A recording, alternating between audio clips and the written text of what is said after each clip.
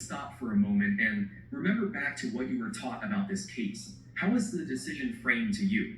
Did they decide that he was free or that he was a slave? Here's the actual opinion from Chief Justice Tawney.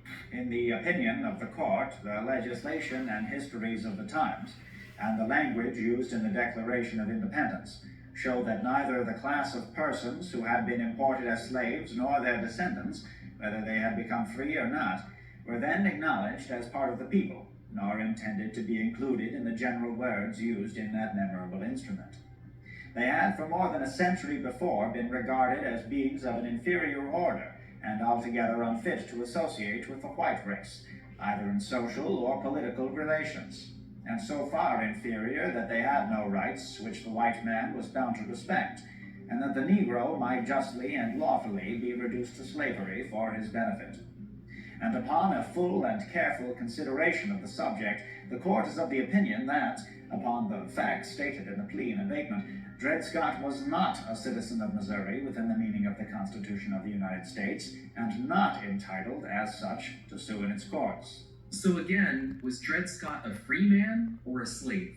The answer was neither. He's not a citizen, so who cares? Black people had no rights to which the white man was bound to respect. The Declaration of Independence was not referring to them. They were not created equal. They are not, have never been, and will never be citizens of the United States. This was the highest court in the land saying that the country's foundational documents never meant to include black people, and it's phrased as if this is just common sense at the time. In effect, this was the government telling Douglas he was wrong. The Constitution is not a glorious liberty document, at least not for people like him. Just a few years earlier, they passed the Fugitive Slave Act. So not only could slave catchers come get you if you were in the North, but Northerners had to turn you in if they knew you were a runaway. This forced people in the North, including abolitionists, to participate in the slave trade under pain of prosecution. Around this time, we began to see a shift in the way slaves were used. While the majority of them were still in agriculture, usually cotton, sugar, or tobacco,